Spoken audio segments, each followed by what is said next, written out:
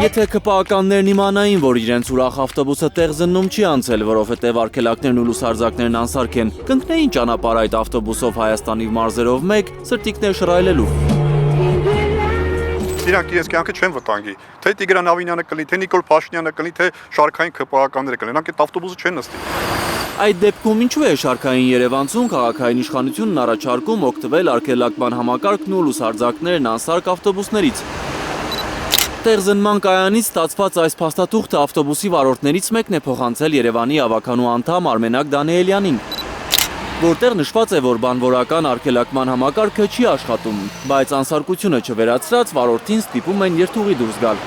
Եվ վարորդին ասում են գնա այսպես քշի։ Այնտեղ խնդիր կա թե լույսերի հետ կապված, թե ուրեմն արգելակման հետ կապված խնդիրներ կան, մեքենաների հետ կապված, բայց վարորդներին ասում են գնա այսպես քշի, չեն վերանորոգում։ Դա մեկ խնդիր։ Ուրեմն երկրորդ խնդիրը մեքենաների շարժիչների յուղը չեն փոխարինում, պատճառաբանելով որ ֆիլտր չունենք։ Երևանի ավտոբուս ՓԲ-ի ավտոբուսները եւ միկրոավտոբուսները, գազելները գտնվում են մեղմ ասած անմխիթար վիճակում։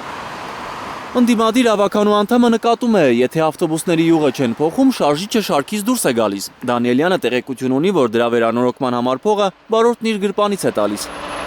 Կամ Երևան ավտոբուսը վերանորոգելու է ու պահելու է վարորդի աշխատավարձից։ Դանիելյանը սարսափում է մտքից, թե ինչ ողբերգական ավարտ կարող են ունենալ մայրաքաղաքի մի ծայրից մյուսը մարդկանց տեղափոխող անսարք ավտոբուսների երթուղի դուրս գալը։ Չգիտեմ, սա պետք է անպայման ուսումնասիրվի եւ սրան իրավական գնահատական տրվի։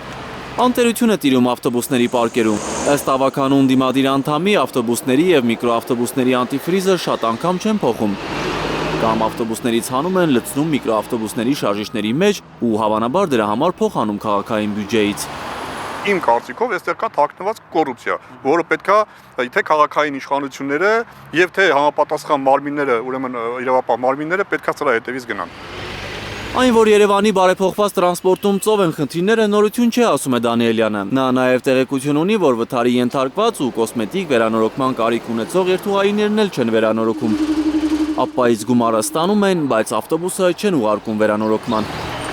Ավականու ընդդիմադիր անդամի տեղեկությունները հերքելու կամ հաստատելու համար Երևան ավտոբուսի խոսնակից փորձեցինք մեկնաբանություն ստանալ։ Գեղամ Ասատրյանը հորդորեց գրավոր հարցում ուղարկել։ Արդեն ուղարկել ենք։